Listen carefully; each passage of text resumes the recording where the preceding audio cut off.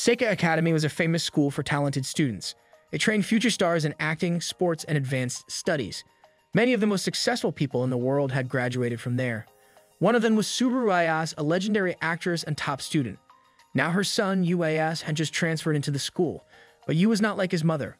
While she had been admired by everyone, Yu was struggling to keep up. His mentor at the school treated him harshly, constantly yelling at him. It wasn't because of anything Yu did, it was just because of who he was. Everyone expected him to be like Subaru, while he wasn't.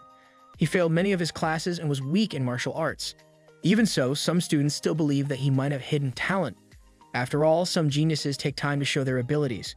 Subaru Ayase, Yu's mother, had been a perfect student. She was beautiful, smart, and brave, and she could do all her own performance stunts. She had graduated at the top of her class and was admired worldwide. Because of her reputation, people watched Yu closely and judged everything he did. One day, Yu's mentor told him that the top 3 students, called the 3 Royals, were curious about him. These 3 were the best in their fields. Wanting to prove himself, Yu gathered all his strength and threw a punch. But it was weak and barely touched his opponent. His mentor lost patience and slammed Yu to the ground. Everyone watching began to whisper that Yu, the son of Subaru Ayase, was a complete failure. Yu had heard this kind of talk many times since he turned 17. Lying on the floor, he looked up at his mentor and said something sharp about how average people often cared too much about talent. The mentor was briefly surprised. "You look just like Subaru," and even sounded like her for a moment. Still, the scolding continued. Yu said nothing more. He already knew how talented his mother was. He had seen it himself. Without replying, he walked away. Most people thought he had simply accepted defeat, but suddenly, the mentor was kicked from behind. It was Miko, the top martial artist in the school. Her 2 sisters, Kazuki and Miwa, stood beside her. Kazuki was a famous actress and Miwa was a sports genius. The 3 of them were the highest-ranked students in their programs. Yu looked up in surprise. The sisters were disappointed when they learned that he had failed his tests and had no special skills. They had hoped he would join their departments, but Yu had already moved into the general education course, a forgotten division of the school for students without any special talents. As he turned to leave, Nico reminded him of the rule that the loser had to clean the dojo, so he stayed behind to clean. The sisters walked away, tossing insults his way, but Yu didn't respond. He simply picked up a bucket and started working. The next day, the dojo was spotless. Students were shocked by how clean it was. No one knew Yu had cleaned everything by himself late into the night. As Yu walked home, he thought about his past. When he was a kid, he had wanted to be praised like his mother. He would act out movie scenes in front of the television. But every time he saw his mother perform, he realized he could never shine like her. He tried many different things, acting, sports, and studying, but never found something he was good at. Eventually, he gave up and grew distant from her, even though she was the only family he had. Later, his mother became sick and had to stay in the hospital. She often watched an old family drama series she had acted in. In it, she played a kind and simple mother. It wasn't one of her popular roles, but she liked it. So did Yu. One day, while sitting beside her bed, he told her that his favorite part of the show was the ending, where the whole family would gather around the table for dinner. That moment led to one of the only deep conversations they had in years. From that talk, you realized something important. His mother didn't care if he became famous. She only wanted him to have a happy family. That was her final wish. After she passed away, Yu packed his things and went to live at the home of Mr. Mikadano, a man who had been a friend and supporter of his mother. When Yu arrived, he stood in front of a large mansion with the Mikadano name at the gate. The house was huge, but he remembered that Mr. Mikadano had invited him, so he went inside. As soon as he entered, a foot hit him in the face. He fell to the floor. Miko, wearing only a towel, had mistaken him for a trespasser. She tried to kick him again but slipped. Yu, trying to help, threw a towel over her head to dry her off. She pulled away angrily. Just then, Kazuki and Miwa appeared. Miwa recognized Yu right away and demanded to know why he was there. Before he could answer, his phone rang. It was Mr. Mikadano, calling to check if Yu had arrived safely. His sisters stood in shock when Yu spoke casually to their father. Mr. Mikadano explained that he had promised Subaru to look after Yu. He wanted to support the boy and keep his mother's memory alive. What he forgot to mention was that Yu would be living with his daughters. Now Yu realized he was going to live in the same house as the 3 royals. The girls were not happy. Nico accepted it only because it was their father's decision. Kazuki couldn't believe their father had invited someone she considered a failure. Miwa refused to help take care of him at all.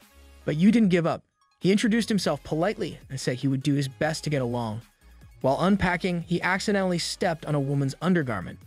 Kazuki grabbed it from him, blushing. Then Yu noticed how messy the house was. The kitchen was full of dirty dishes. the sink had broken glass. The laundry was piled up. Kazuki had tried to wash the dishes but failed. Maiwa had forgotten how to do laundry and wrote instructions on her hands. Nico blamed Yu for exposing their mess, though she was in charge of cleaning. You didn't say anything. You just started cleaning again. In no time, the mansion looked clean and organized. That's when Neko realized Yu had also cleaned the dojo. Yu smiled and said he didn't mind cleaning. It was something he could actually do well. The next morning, Yu woke up early, hoping for a calm day since there was no school. But the house was already full of noise. Neko was training loudly in her dojo. Meiwa was playing a video game and arguing with someone online. Kazuki was in the kitchen mixing a strange green drink. Yu sat at the table, hoping they might eat together. But Kazuki rushed out. Miwa counted her snacks as her breakfast. When Yu warned her about it, she ignored him. While he made breakfast for himself, he thought about how his mother had acted the same way. She had always been busy, skipping meals and focusing only on her work. Now he understood the sisters more. Kazuki needed to stay in shape to act. Miwa kept her mind sharp with snacks. Nico had to follow strict routines for her training. Talented people often got so focused on themselves that they didn't notice others. Yu remembered how even his mother made him feel like he didn't belong in her world. Before the girls left the house, Yu stopped them and told them they had forgotten something. They checked their bags in a panic, but found nothing missing. Then he calmly reminded them that they forgot to wish each other a nice day. The sisters didn't know how to respond. They brushed off his words as strange, but later, each of them remembered what he had said. Back in the kitchen, Yu was washing dishes when Mr. Mikadano called again. He explained that he would be away most of the time because of work. Yu would be spending his days alone with the sisters. Mr. Mikadano asked Yu for a favor to be there for the girls when they faced problems. He believed that Yu, even without special talent, could help them open up. Yu looked around the now-clean house. He didn't know how he could help 3 gifted girls as someone so average. But he remembered his mother's wish. He had promised to try. He wasn't talented. He wasn't special. But he would do his best. He would try to build the happy family his mother had always dreamed of. Even though it was a difficult task, Yu tried not to let Mr. Mikadano's requests overwhelm him. He couldn't help but wonder how someone like him, so ordinary, could possibly help 3 incredibly talented girls. Why would they even need help from someone like him? But Mr. Mikadano had explained everything. Kazuki had an important audition coming up, Nico was training for a national martial arts competition, and Miwa had a big Shaja title match on the horizon. He wanted Yu to support them through it all. After the call ended, Yu was outside hanging the laundry. The thoughts still lingered in his mind. He wasn't strong, smart, or special. He'd always struggled to find something he was good at. He understood failure very well. As the son of a famous actress with no talent of his own, he felt the sting of other people's disappointment more times than he could count. If that pain was already hard for someone average like him, he couldn't imagine how much worse it must be for someone everyone expected to succeed. Determined to help in any way he could, Yu hopped on his bicycle and headed to the market. He figured the first step to getting closer to them was to share a meal together. Later that evening, Nico came home and was surprised to see Yu in the kitchen. She had almost forgotten that he lived there now. Yu was in the middle of cooking and invited her to try the food. Thinking he was just trying to win her over, Nico turned him down and said she had already bought dinner for herself. She went to shower and dry her hair, but when she came back, she was surprised to see Yu still cooking, surrounded by a pile of cookbooks. He looked so focused. It made her realize he was really serious about making this meal. Miwa came home around the same time. Yu cheerfully told her he was making a family dinner. Nico still thought it was silly and that Yu was just trying to get attention, but watching him reminded her of something from the past. Even when top chefs made their meals, the sisters often refused to eat them. Nico especially was strict about what she ate, always sticking to carefully planned meals for training. That night, Nico sat alone in her room, eating her pre-packed dinner, but her thoughts kept drifting back to Yu's cooking. Curious, she peeked downstairs. Seeing no one around, she quietly walked to the table. When she saw the meal he made, she was shocked. It was perfectly balanced for an athlete's diet. Just then, Yu appeared behind her and explained all the nutrients in the meal. He had even talked to a dietitian to make sure it fit her needs. Nico was amazed, but she tried not to show it. Still, she sat down to give it a try. When she didn't complain, Yu's face lit up with joy. Maiwa peeked down from the stairs. She saw her sister eating and couldn't help but feel curious too. She quietly came down and Yu offered her a plate designed specifically for her brain health. He happily listed out the ingredients and their benefits. Miko was surprised again. Yu had made a different meal for each of them. Maiwa tried to act like she didn't care, but Yu was persistent. Finally, the 2 sisters sat at the table, teasing each other like normal siblings. Seeing this made Yu smile, but the happy moment didn't last long. Kazuki walked in. You proudly presented a meal made just for her, full of nutrients to keep her looking her best for her career. But Kazuki didn't even look at the food. She turned and walked straight to her room. Deep down, seeing her sisters eating together like a real family warmed her heart, but she didn't feel like she belonged at that table. Not with food made by someone she saw as a nobody. Yu was frozen in place. His mood dropped instantly. Even Nico and Meiwa were annoyed by Kazuki's reaction. Nico offered to eat her sister's meal, but Yu stopped her, warning it could mess up her diet. He promised to take care of all their meals from now on. 3 days passed, and Yu still made no progress with Kazuki. In class, he couldn't stop thinking about her. He wondered how he could understand her better. Then an idea struck him. He stood up and left class, determined to do something. He found Kazuki surrounded by students, all admiring her beauty. Without thinking, he called out to her. Everyone stared. Kazuki warned him not to come closer. He tried to joke about all the effort he put into making her dinner, but Kazuki snapped at him, embarrassed by all the attention. Students began whispering that the two of them might be dating. Yu panicked and ran off. He decided to ask Miko for help. At the dojo, she was busy with training, and her annoyed face made it clear she didn't want to be bothered. 2 teammates stepped forward, thinking Yu was causing trouble. Realizing he was in danger, Yu quickly ran away. Next, he turned to Miwa. He found her in class, casually playing on her phone. The other students were talking about how hard the homework was, and Miwa casually gave the right answer, surprising everyone. Yu was surprised to see her sitting alone. He asked her to eat lunch with him, but Miwa refused and walked off. Yu followed her, no matter where she went. They ended up running around the school in circles. Strangely, they ran at the same pace, proving Miwa wasn't much of an athlete either. Eventually, they both collapsed in exhaustion. Miwa admitted sports weren't her strength, but said she was still better than Yu. They joked about being different from everyone else. Yu called himself a royal too, of being short, weak, and stupid. Miwa laughed and said his good looks were misleading. Later, while eating sandwiches together, Yu opened up about his struggles with Kazuki. Miwa remembered something from childhood. Kazuki once asked their mother to cook just for her. She looked so happy. Maybe that memory held the key. When Kazuki came home, Yu announced what he planned to cook next. Kazuki's eyes widened and she suddenly collapsed. Her sisters rushed over. She said she was just tired, but her forehead was burning with fever. Yu brought porridge to her room, but Kazuki shut him out. Her sisters explained that she often got sick and that rehearsals had been tough lately. For the next few days, Yu continued delivering meals to her room, but she returned them untouched with a note saying, "Take that away." Finally, Yu reached his breaking point, but as he turned to leave, Kazuki collapsed again, falling right into his arms. Still, he didn't give up. He offered to bring her supplements and even help her rehearse so she wouldn't fall behind. He remembered he had acted once too, though only because his mother pulled strings to get him in. He tried reading the script and acting alongside her, but his performance was awful and Kazuki kicked him out. The next day, he tried again. Still bad. He kept trying, reading the script over and over, but nothing worked. That night, Kazuki laid in her bed, thinking that someone like Yu, who was amateur, could never really understand what it meant to be a professional. She had always been admired and given the main roles. That meant there was always pressure on her to do well. Failing was never an option. Wanting to improve herself, Kazuki finally got up. When she walked into the living room, she saw Yu watching a movie on TV. It was the same story she was practicing for. She realized that even after his long days at school and doing chores, Yu was spending his nights studying the movie just to help her practice. The next morning, Yu's acting was still awkward and stiff. But this time, Kazuki didn't tell him to stop.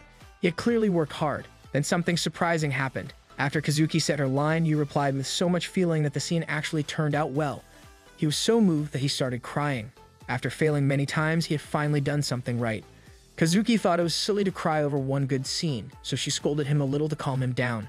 Still, deep inside, she quietly wished she could return to acting soon. Later, Kazuki spoke up. She said she was ready to try Yu's cooking, but only if he agreed to one condition. She was shy about it at first and pulled a blanket over her face. Then, in a soft voice, she listed the foods she didn't like. After all this time, she still didn't want anyone to know how picky she was about food. That morning, Meiwa and Miko couldn't believe what they were seeing.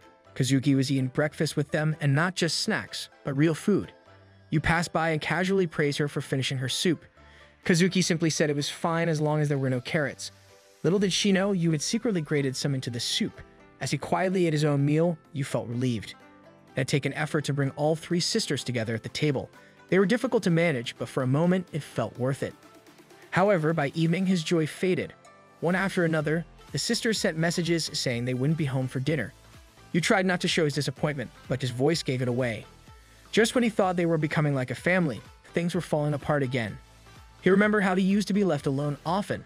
His mother, a genius actress, would be gone for months because of her work. Even though he admired her, that distance had created a gap between them. Now seeing the Mikado sisters, each a prodigy in their own way, he couldn't help but compare them to his mother. He often felt like he didn't belong next to such talented people.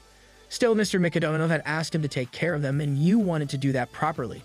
The problem was, you didn't really know what a happy family was supposed to look like. Looking for answers, you thought about his favorite movie, a film series where his mom played a loving mother. It wasn't full of drama, just warm moments and small smiles. That's the kind of family he wanted. So he rewatched all the movies one after another until he reached the wedding scene where his mother in a beautiful dress married the lead actor. Watching it moved him, but also reminded him how different real life was from movies. By then, the sisters had returned home. When they entered the living room, they found Yu watching the movie with teary eyes. Curious, Maiwa peeked at the screen and was shocked to realize he had binged the entire series.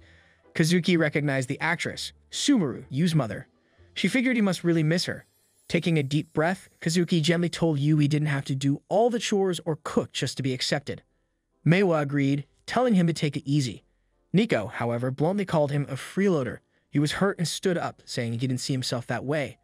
Even though he had problems with his mother, he now understood her better and wanted to do things right this time. He wanted to connect with them and build a real family. But the sisters didn't seem to get it. Nico scoffed, saying family didn't mean much, especially for people like them. She questioned how someone like you could ever be family to them. Just then, the wedding scene played on the screen again. The actor spoke a heartfelt vow to Subaru about building a family together. The sisters froze. Instead of understanding his true feelings, they misunderstood, thinking you wanted to marry them all. Clueless, you kept talking and asked Nico when her birthday was. He said since they were in the same grade, he wanted to know who was older so they could decide who the big sibling was. The girls turned red with frustration and, without letting him finish, called him a freeloader again and stormed off. That night, while soaking in the bath, Nico found herself thinking about Yu. She was bothered by how calm he always was even while living with 3 girls. Suddenly, a loud scream came from the kitchen. Yu could have forgotten to buy bread and was panicking. When he turned around and saw Nico wearing only a towel, his concern shifted. He calmly warned her that she might catch a cold. Embarrassed, Nico ran off, nearly bumping into Miwa, who noticed her red face. Miwa asked what was wrong, but Nico claimed it was just the heat from the bath. Still, Miwa was suspicious. Nico had never reacted this way before, even when you accidentally saw her with a towel. Miwa squinted at her, and Miko quickly denied everything.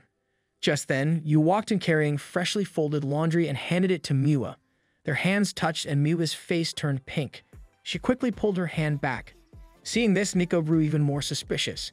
When Nico kept asking her back, Miwa realized what it meant. She thought Nico had a crush on you too. The two started bickering and denying everything. Meanwhile, you remained completely unaware, calmly picking up the scattered clothes and folding them again. Kazuki soon stepped in and scolded her sisters. You politely asked her to place a pot on the top shelf, which she couldn't reach. Kazuki was in a good mood and helped, but when you thanked her with a bright smile, her face turned red. She turned away, hoping he didn't notice. Maiwa and Nico, however, caught her reaction right away and began teasing her. You, still not understanding, asked them to stop fighting, thinking it was just their usual argument. As the girls left the room, you noticed the mess and started cleaning. While wiping the table, he found an old photo of the sisters when they were young, smiling and hugging each other. They looked so happy back then, so different from how distant they were now. He asked who left the photo out, but none of them admitted it. He didn't believe them. Someone still treasured that memory, and you wanted to help bring that warmth back. The next day, the sisters told him they would each be away for the weekend due to their own competitions and activities. At school, you couldn't focus. The idea of them growing further apart made him uneasy, so he secretly checked their destinations and had an idea. That night, he bought and gave each of them their hotel and flight tickets, saying he wanted to make things easier. Meiwa muttered that the hotel food might not be great, and you noticed she seemed like she might miss his cooking, but she denied it. He smiled and promised to cook something nice when they returned. Later, Meiwa finished her first shogi match with a win, but her mentor warned that her next opponent would be tougher.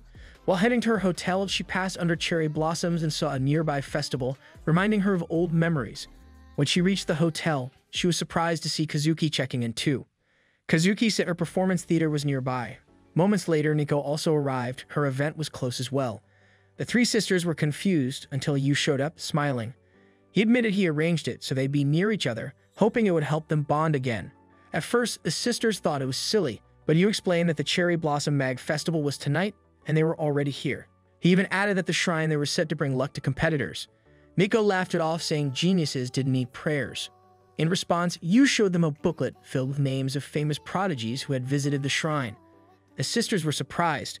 Then Yu pulled out a festival guide with pictures of food stalls. That caught Meiwa and Miko's attention. Kazuki agreed to go to the festival, saying it would be great for social media. Yu then said he had already found the best places to rent kimonos. They headed to a shop, and the staff, seeing the sisters, were excited to help. Kazuki chose a classy black and white kimono that fit her elegant image. Maiwa picked a green one with cute kitten prints. Yu smiled as he took their photos. Nico, however, stayed quietly in the corner, saying she didn't like kimonos. Yu spoke to her gently, reminding her there were many different styles to choose from. The staff, noticing her hesitation, suggested a denim-style kimono that matched her cool and confident vibe. But Yu handed her a soft pink kimono adorned with cherry blossoms instead. Her sisters were unsure. It didn't seem like something Nico would wear, but Yu believed it would suit her perfectly. Now it was up to Nico to decide. Time passed, and the others began to wonder what was taking so long. Finally, the door slid open. Nico stepped out wearing the pink kimono, her hair neatly styled. She looked stunning. For a moment, everyone stood in silence, too surprised to speak. Feeling self-conscious, Nico mumbled that she probably looked weird. But their wide eyes and speechless expressions told a different story. They were all in awe of how beautiful she looked.